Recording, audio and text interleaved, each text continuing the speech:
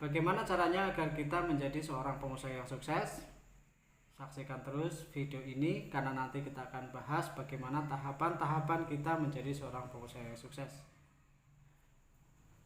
Assalamualaikum warahmatullahi wabarakatuh. Ketemu lagi dengan YNS Mamugraf. Pada kesempatan kali ini, di video ini YNS Mamugraf akan memberikan pembelajaran sharing-sharing kepada sahabat Bambu semua, yaitu tentang bagaimana tahapan-tahapan kita, tahapan-tahapan sebagai seorang yang sukses di bidang usaha, menjadi pengusaha yang sukses.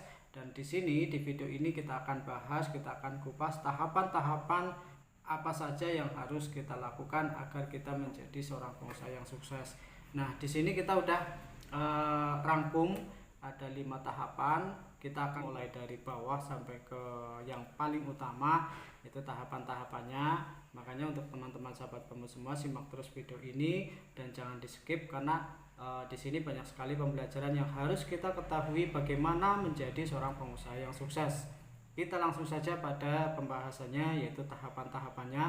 Yang pertama, bangun nama usaha Anda agar nama usaha Anda bisa terkenal terlebih dahulu. Jadi pada intinya di sini buat nama usaha Anda seluas-luasnya, jadi bisa dikenal terlebih dahulu. Kita mempunyai pemasaran, kita mempunyai konektivitas yang luas. Yang penting intinya adalah brand kita atau nama kita bisa terkenal terlebih dahulu. Jadi di sini kita up dulu, kita usahakan semaksimal mungkin di bidang promosinya, di bidang pemasarannya. Jadi intinya agar kita terkenal terlebih dahulu. Soalnya nanti kalau seandainya nama kita sudah terkenal, kita mempunyai brand kita, usaha kita itu nanti akan dengan sendirinya ke depan kita akan lebih mudah untuk melalui tahapan-tahapan menjadi seorang pengusaha yang sukses. Ini adalah tahapan yang pertama yang harus kita lalui. Kita bikin promosi, kita bikin pemasaran seluas-luasnya agar nama kita menjadi terkenal terlebih dahulu. Nanti kalau seandainya nama kita sudah terkenal, kita sudah mempunyai brand, maka kita akan lebih mudah untuk naik ke tahap yang berikutnya. Nah, untuk tahap yang kedua adalah kita latihan menjadi seorang yang komunikatif.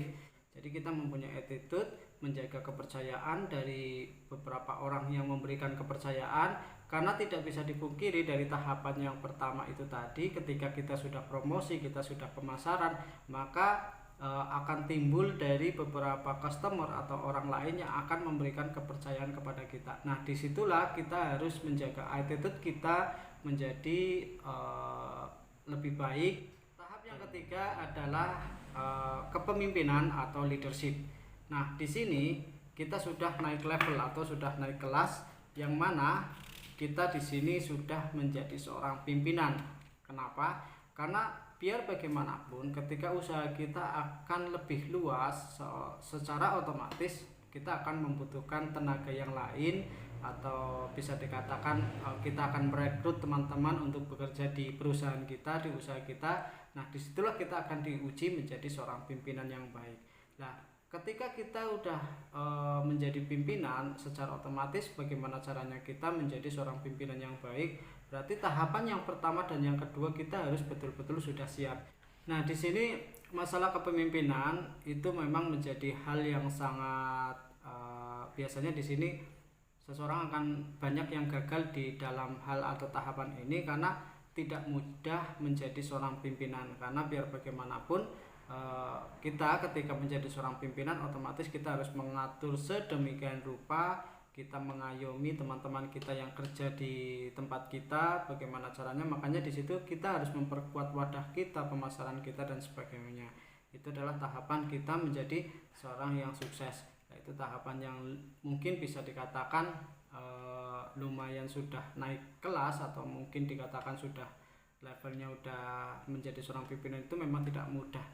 Makanya di sini kenapa YNS Mamugraf memberikan beberapa hal atau tutorial tentang ilmu, tentang pembelajaran usaha.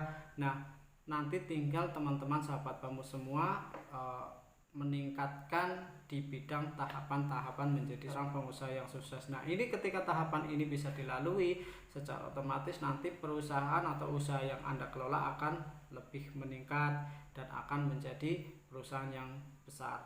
Nah, itu adalah tahapan yang ketiga. Nah, untuk tahapan yang keempat, otomatis ini akan menjadi hal yang sangat krusial sekali, karena di sini banyak sekali teman-teman sahabat bambu semua, bahkan teman-teman saya juga banyak yang mengalami hal tersebut. Ketika dia menghadapi usaha di bidang apapun, ketika di level ini banyak yang jatuh, banyak yang tidak lulus di dalam tahapan ini. Nah, tahapan tersebut adalah apa? Manajemen perusahaan. Manajemen perusahaan secara otomatis di sini kita harus belajar bagaimana caranya memanage keuangan, memanage finansial di bidang usaha tersebut. Jadi gini, yang penting intinya ketika keuangan perusahaan, ketika sudah masuk di dalam perusahaan tersebut, itu paling utama adalah tidak dicampur adukan dengan keuangan pribadi atau keuangan keluarga. Jadi secara otomatis harus terpisah. Nah, itu paling inti yang kita lalui sejauh ini. Kalau seandainya teman-teman bisa melaksanakan itu, manajemen tersebut ke depan biasanya akan tetap stabil.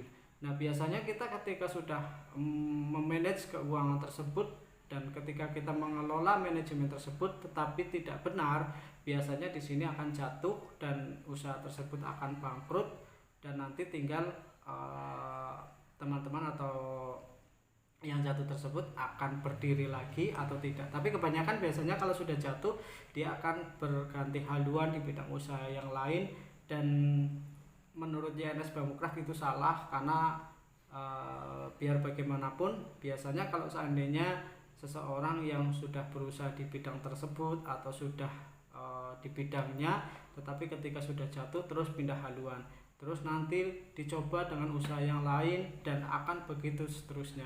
Makanya di sini YNS Bambucraft tetap bertahan di bidang bambu. Dulu kita sudah pernah mengalami hal tersebut, manajemen kita berantakan, terlalu overload masalah manajemennya.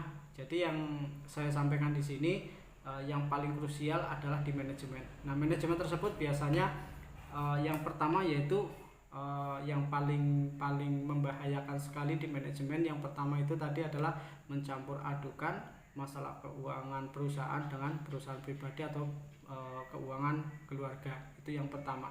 Terus yang kedua, ketika manajemen itu keluar masuk masalah keuangan di situ, kita biasanya ketika sudah ada kemasukan yang lebih besar, itu kita mempunyai keinginan yang besar juga. Contoh misal dengan mengambil mobil atau mungkin kredit ini, kredit itu, dan itulah godaan kita di bidang manajemen. Memang keuangan tersebut kita lebih besar, tetapi resikonya pun akan lebih besar. Makanya di sini krusial sekali. Maka dari itu, ketika teman-teman sahabat bambu sudah melalui tahapan yang pertama, kedua, dan yang keempat ini adalah menjadi manajemen yang baik, maka harus perlu hati-hati. Nah, itu adalah untuk yang keempat. Dan untuk yang paling inti, yang terakhir adalah wibawa atau karisma. Nah, di sini ketika teman-teman sahabat bambu semua sudah melalui tahapan yang pertama, nama usaha kita sudah terkenal. Tahap yang kedua adalah komunikatif kita, interaksi kita dengan rekan-rekan kerja yang lain kita sudah bagus. Terus yang ketiga itu tadi adalah kita menjadi leadership atau pemimpin di dalam perusahaan itu sendiri dan kita sudah menguasai. Yang keempat, manajemen kita juga sudah teratur, secara otomatis masalah wibawa atau karisma kita akan timbul dengan sendirinya. Jadi teman-teman di sini nggak usah terlalu harus latihan menjadi seorang yang berwibawa, tetapi kalau kita melalui tahapan-tahapan yang sudah saya sampaikan tadi, insya Allah nanti untuk kita menjadi seorang yang berkarisma itu nanti pastinya akan timbul dengan sendirinya. Dan ketika itu sudah terjadi, ketika wibawa kita sudah ada, kita sudah mempunyai karisma, maka ketika ada pemesanan dengan job yang besar atau kita mendapatkan proyek yang besar, kita ketemu dengan big boss yang lain. Contoh misal kita punya proyek dengan ratusan juta pembuatan. Kalau untuk di YNS Bambucraft itu karena berkesinambungan dengan usaha bambu, kita mempunyai proyek yang besar. Nah, otomatis kita akan ketemu dengan big boss, dengan orang-orang petinggi, dan disitulah kita akan diuji mental kita, mentalitas kita, leadership kita, wibawa kita. Lah itulah di situ. Makanya tidak mudah kita menjadi seorang pengusaha yang sukses. YNS Bambucraft sejauh ini sudah 8 tahun berdikari di bidang bambu dan masih perlu banyak belajar walaupun saya sendiri sudah menemukan kuncinya, tetapi tetap masih perlu banyak belajar dari teman-teman sahabat bambu semua, karena tidak mudah menjadi seorang pengusaha. Kalau seandainya mudah, secara otomatis banyak sekali teman-teman atau sahabat bambu semua yang menjadi pengusaha semua dan tidak ada yang kerja. Nah, karena itulah kita diharuskan untuk melalui tahapan-tahapan tersebut. Oke, mungkin begitu saja yang bisa saya sampaikan kepada teman-teman sahabat bambu semua. Semoga video ini bisa memberikan inspirasi buat teman-teman sahabat bambu dan bisa dipahami, bisa dimengerti, dan bisa dilakukan tahapan-tahapan apa yang saya sampaikan. Semoga teman-teman sahabat bambu semua bisa sukses, bisa menjadi seorang pemimpin yang baik, dan bisa mengatur manajemen, dan kedepannya bisa mempunyai karisma atau wibawa tersendiri. Oke, begitu saja. Semoga bermanfaat.